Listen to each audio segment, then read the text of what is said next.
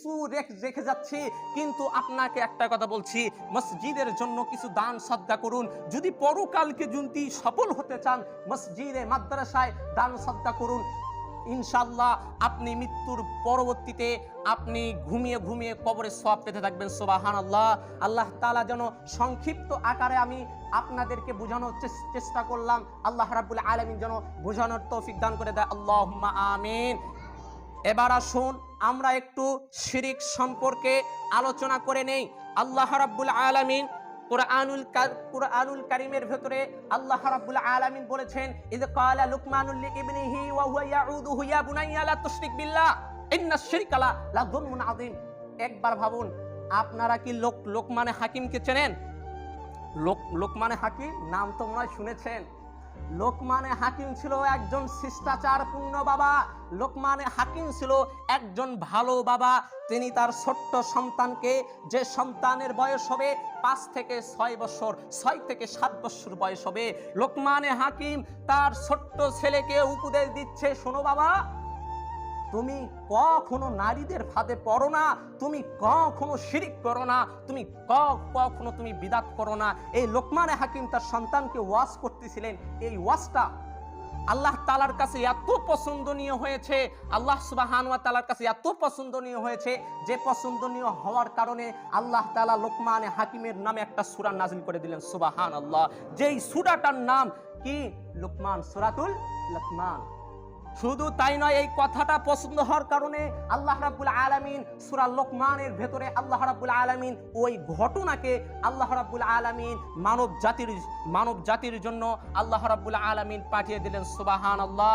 আল্লাহ তাআলা বলছেন, ইয ক্বালা লুকমানুল লিইবনিহি, লোকমান যখন তার ছেলেকে বলল, ইয়া বুনাইয়া, এটা কিন্তু ওয়াজ করতেছে, ইয়া বুনাইয়া, ওহে আমার সন্তান, লা তুশরিক বিল্লাহ, আল্লাহর সাথে তুমি কখনো কাউকে শিরিক করো না, ইন্না শিরকা লাযুলমুন আযীম, নিশ্চয় শিরিক হচ্ছে বড় পাপ, নিশ্চয় শিরিক হচ্ছে বড় গুনাহ। সম্মানিত উপস্থিতি, শিরিক আল্লাহ নবী সাল্লাল্লাহু আলাইহি ওয়াসাল্লাম বলছেন, সহিহুল বুখারী হাদিস নাম্বার 5190 নম্বর হাদিস এবং সহিহুল মুসলিম হাদিস নাম্বার 242 নম্বর হাদিস, এখানে সুস্পষ্টভাবে আল্লাহ নবী সাল্লাল্লাহু আলাইহি ওয়াসাল্লাম বলছেন যে কিয়ামতের দিন আমার উম্মতের যদি পাহাড় পরিমাণ যদি পাপ হয়, পাহাড় পরিমাণ, আসমান এবং জমিন পরিমাণ যদি পাপ হয়, ওই পাপগুলোকে আল্লাহ রাব্বুল আলামিন ক্ষমা করে দিবেন। সুবহানাল্লাহ।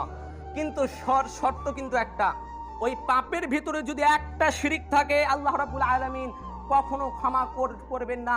তাহলে বুঝতেছেন তো শিরিক গুনাহটা কত বড় ভয়ঙ্কর, কত বড় পাওয়ারফুল গুনাহ জানেন? অথচ আমরা শিরিক রহ করে থাকি। আমাদের সমাজে এখন যে শিরিকগুলো প্রচলিত, যে শিরিকগুলো চালু হয়েছে, তা হচ্ছে অনেক লোককে দেখা যায় যাদের নতুন বিবাহ হয়েছে, বিবাহ হওয়ার পর তাদের সন্তানাদি হয় না, বাবার কাছে যায়, খাজার কাছে যায়, বলে যে বাবা একটা সন্তান দেন, একটা ছেলে সন্তান দেন। বাবা বলে হ্যাঁ ঠিক আছে, দেব তো সন্তান তো আমি তো দেবই। তো এই রকম করে এইটা হচ্ছে শিরিক। আসল কথা হচ্ছে শিরিক হচ্ছে দুই প্রকার। এক নাম্বারটা হচ্ছে শিরিকুল আসগার, শিরিকে আকবার।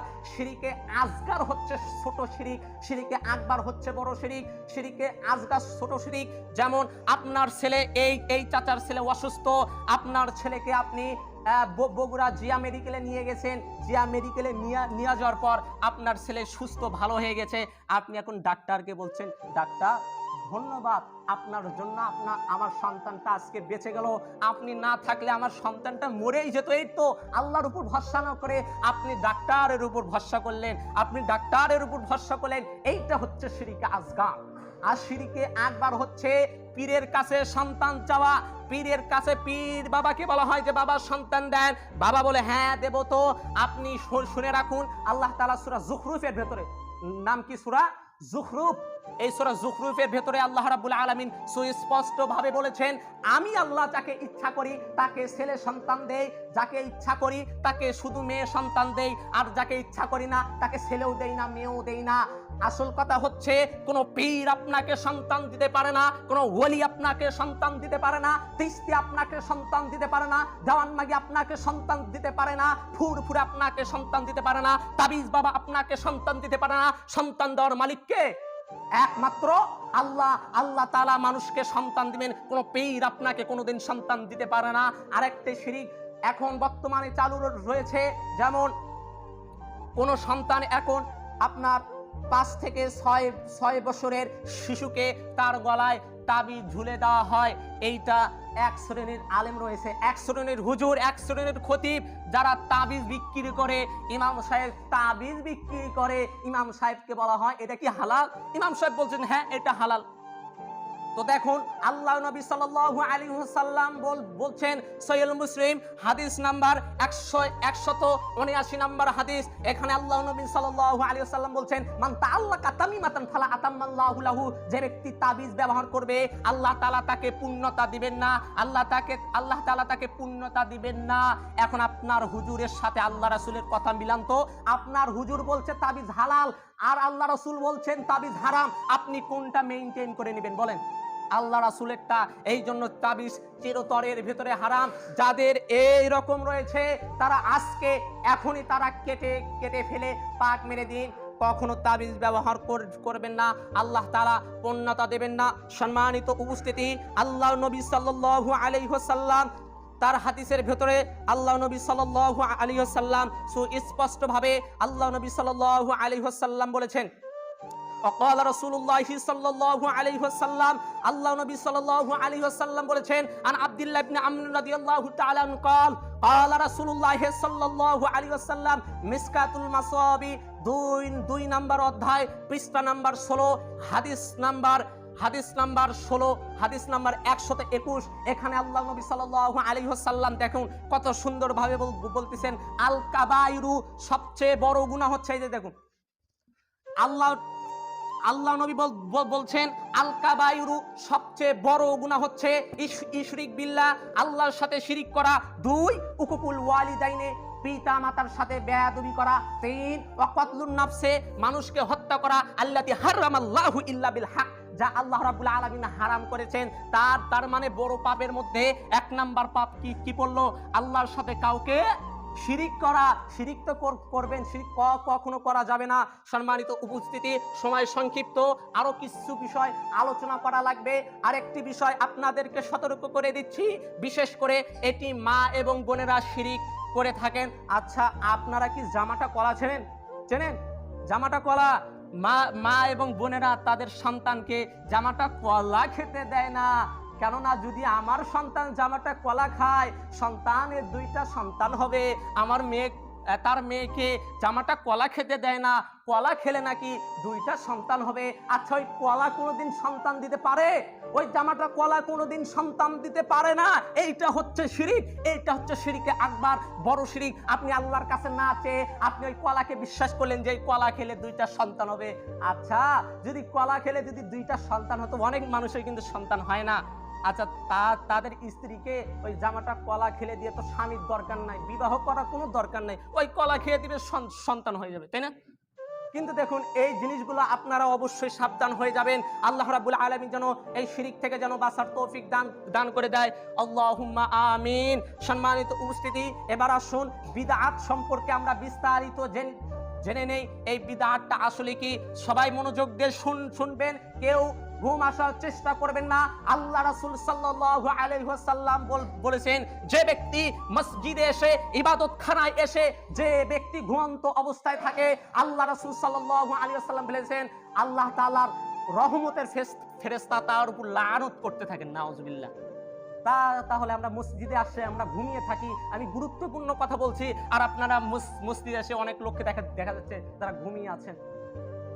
সম্মানিত উপস্থিতি, এবার আসুন আল বিদআত শব্দের অর্থ হচ্ছে, আল মুদাফুল অপি, পৃষ্ঠা নাম্বার 444 নম্বর পৃষ্ঠা, 2 নম্বর অধ্যায়।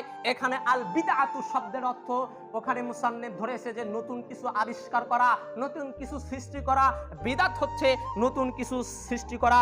সম্মানিত উপস্থিতি, যে আল্লাহ রাসূল যে কথা বলেছেন তার বিপরীতে আপনি নতুন কিছু একটা আবিষ্কার করলেন, এইটাই হচ্ছে বিদআত। এইটাই কি বিদআত? আল্লাহ নবী করেছেন একটা, আপনি করছেন একটা, আবেগে পড়ে করছেন, এইটাই হচ্ছে বিদআত।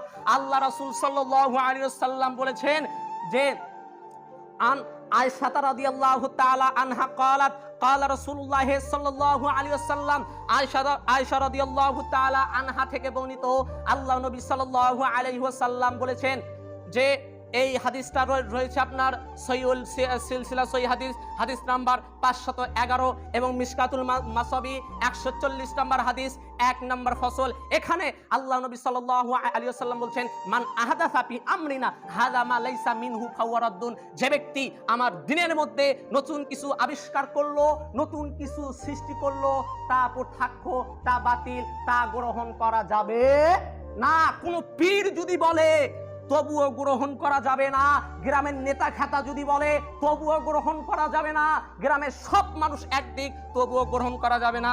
আপনাদের কাছে একটা প্রশ্ন, এখনই যদি এই বিশ্বের বড় বড় আলেমরা যদি বলে যে আজ থেকে সালাত করা লাগবে না, সবাই জান্নাতি, আপনারা কি সালাত ছেড়ে দিবেন? দিবেন না। তাহলে আপনার পীর যে বিদআতগুলো চালু করছে, এখন আপনি ওই পীরের সাথে এখন বসে যে হ্যাঁ এগুলো জায়েজ করা জায়েজ। এই তো এইটাই হচ্ছে জাহিলিয়াত, এইটাই হচ্ছে জাহিলিয়াত। নতুন কিছু আবিষ্কার করা হলো।